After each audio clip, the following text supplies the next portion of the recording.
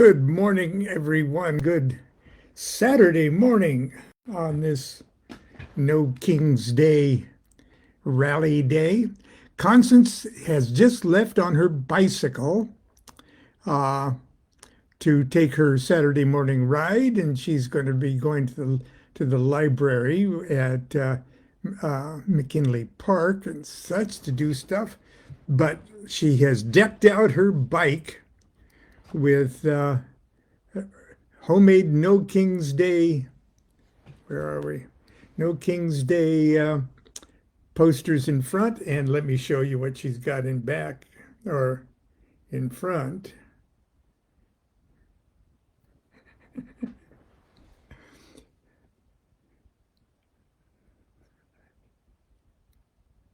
Anyway, and she's got her prayer flags there and everything. And here's a closer up one. Yes, she is like she was in Costa Mesa all of our lives. She's now the eccentric, uh, beautiful old lady of Sacramento. I hope she's going to be okay and she doesn't get herself in trouble. Anyway, I walked down to the coffee shop this morning, and there were just too many people. I hopefully they're getting ready for the big march on the state capitol, which is just a mile down the road from us here in East Sacramento. The capitol is in Midtown, and anyway, it's. I had to turn around. Constance had to make me a cup of coffee because it was just too crowded. Anyway, it's very exciting. We have just on the 12th of October, which was Aleister Crowley's birthday, we moved out of one court card rulership and into another one. And the one we've moved out of was the Queen of Swords. And for many days in a row, I wanted to talk about the Queen of Swords because I had little information about the Queen of Swords, but other things got in the way. And so I'm going to do it this morning because I hope many of you here in the United States are missing my show this morning because you're out with your friends and having a festive sort of a gathering or march to show your love of the country and your opposition to authoritarianism. And if you are one of my regular fans and readers of my books who are think that I'm being crazy or unpatriotic, I apologize. I appreciate your support and your interest in magic and Kabbalah and Thelema and everything else. But on this particular point, I hope you'll be able to at least respect my opinion as a 77-year-old person that anyway. So here's what I want to say. I call this one, is that a man's head in your hands? Is that a man's head in your hands, or are you just happy to see me? Now, this is the Queen of Swords. Okay. Now, some of my best friends on the planet are Queen of Swords. So, Thalassa is the Queen of Swords. Once was at a birthday celebration for Thalassa, and they had this on the top of the cake. Okay, it was a very good rendering of this card on top of the cake. Thalassa, I hope I'm remembering this well because we've known each other for so long, and it was so long ago that I don't know. It actually was your 12th birthday party that I was at, and I was already an old man by then. Anyway, I, maybe I should start over again. This is from 20 years ago. Okay, the Los Angeles area or the LA Tarot Symposium, and it was organized by a great group of friends, and I believe that both Mary Greer and Rachel Pollack were there, along with Thalassa and Dr. Art Rosengarten was there, and it was actually near the airport in Orange County. So I didn't have a long drive. I'm going to move my microphone a little closer here.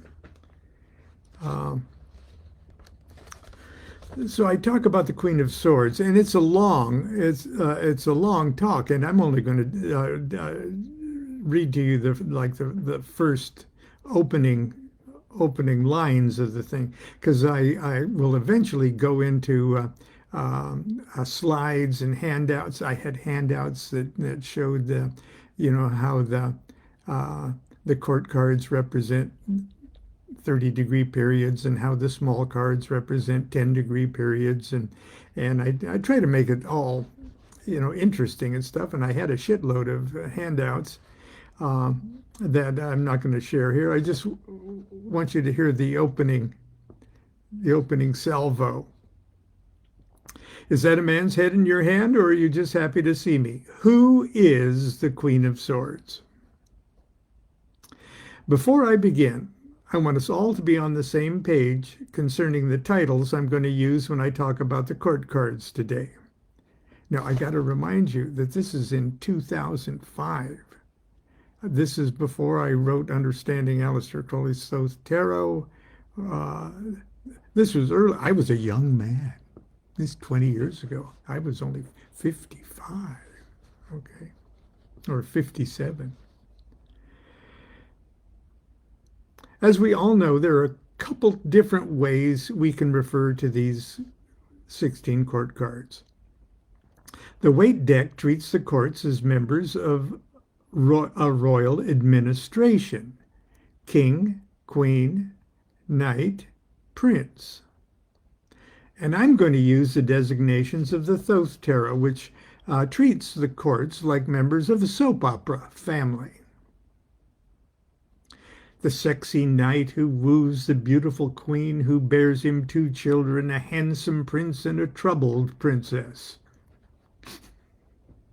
Knight, queen, prince, and princess. When Barbara told me that the theme for this year's Lats was going to be the Queen of Swords, I got scared. I hate court cards. They scare me. They remind me I come from a dysfunctional family. They remind me that we all come from dysfunctional families. Take the Knight of Wands. That's not a knight. That's my mother, whose birthday makes her a Knight of Wands. And that's not a big wand in her hand. It's a wooden paddle, and she's swinging it at my 5-year-old butt. But she misses and slams it along the side of my head, nearly knocking me unconscious. I mean, how close to my butt was my head? Don't answer. Maybe that's why the book says the Knight of Wands suggests vigorous action, but indicates failure if not successful on the first try. Unquote. Then there's the Prince of Cups. There's my moody and secretive father. What's he thinking? Why does he put up with Mom? What kind of booze does he have in that cup? Am I going to grow up like that? How about the Queen of Cups? Worst of all, me. Why me? I'm not a queen. Am I? When court cards appear in readings I give to other people, I cringe like I do when someone tells me something embarrassingly personal about their sexual or emotional life. Is this really any of my business? Now I have to talk about one of the scariest, most wonderful, and complex court card of all, the Queen of Swords. The gal who in several decks, including my own, is holding the severed head of a man in her hands. And here's my own I'm talking about. And that severed head is yours truly. See, her rulership ended on the 12th, on Crowley's birthday there. And there's a I Ching hexagram that represents roughly the water of air subangle. There it is. There's a water of air tattva symbol, water of air square of the tablet of union, the dates. Okay. Paul Husson, in his wonderful new book, new in 2005, Mystical Origins of the Tarot, gives us a great peek at the primitive roots of this lady, and I don't mean her hair. He ties her to the goddess Athena, in particular Pallas, P-A-L-L-A-S, Pallas Athena.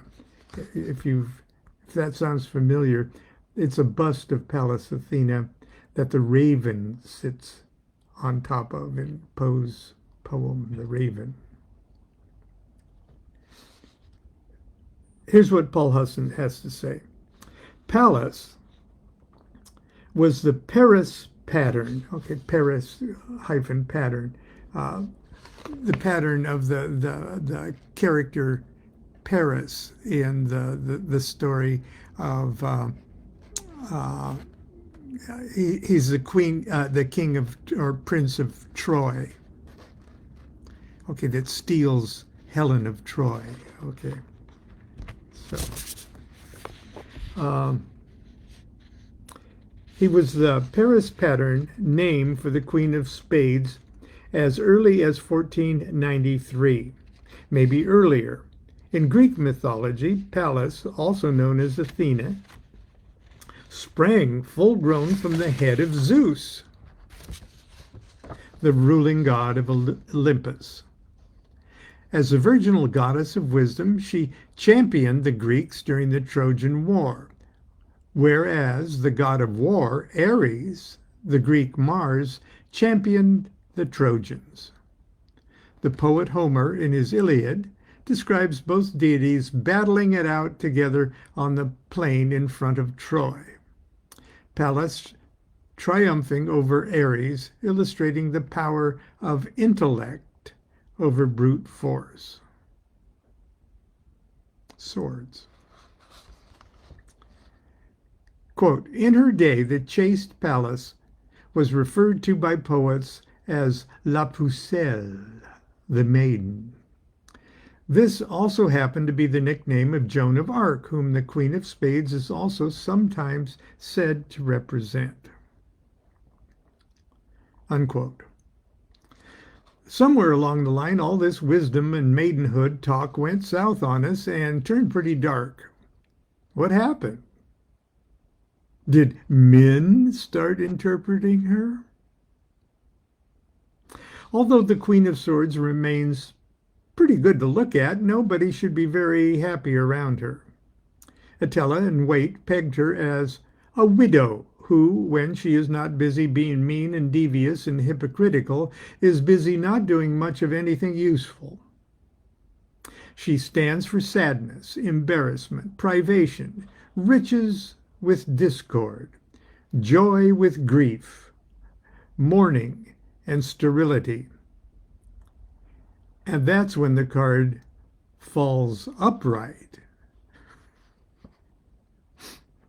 When reversed, she's just flat out nasty, a malicious woman who brings misfortune and sorrow. That's according to those guys, okay. Crowley has a wonderful thing to say about it because it's his birthday card. In the Book of Thoth, he says great things about her. So take that for what it's worth. But come on, nobody can be that bad all the time. When we dissect Her Majesty with the tools of Kabbalah, we discover deep down inside someone who is, to quote MacGregor Mathers, intensely perceptive, subtle, quick, confident, often perseveringly accurate in superficial things, graceful, fond of dancing and balancing. Now I know that many tarotists, now I don't know if that's a word, but I think it's a good word, tarot lover, taroist, which sounds too much like tarot. So sound the T, tarotist. I am a tarotist. I don't know, you'll have to consult my tarotist.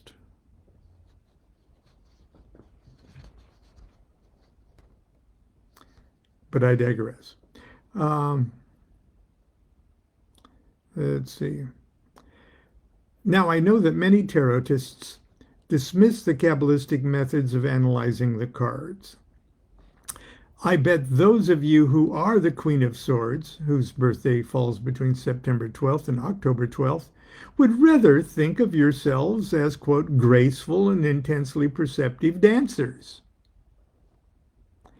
rather than mean and scheming, bummed-out, devious, hypocrite widows.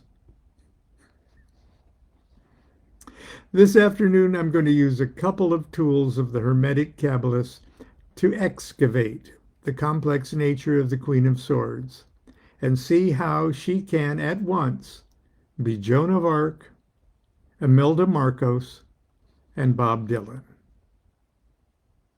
who are also Queen of Swords. Let's start by seeing how the Kabbalists arrange things in the 56 cards of the tarot that we call the Lesser Arcana. Well, I'm not going to do that. I'm not going to subject you to that this morning. But I thought before her influence wanes too much that I'd get my comments on the Queen of Swords out of the way. Anyway, that's it for today. I hope I have that most of you are already out doing something else, but thank goodness my little broadcasts every day stay on my Facebook page for 1 month, and they immediately, or almost immediately, within hours, go to YouTube at the Arcanum Luminarium, and they stay permanently on YouTube. So if you missed today because you were out in your inflatable frog suit, you can catch me later on as you recount your adventures today. Until tomorrow, for Sunday school, continue to be good to yourself and be good to each other. Do what thou wilt shall be the whole of the law. Love is the law. Love under will.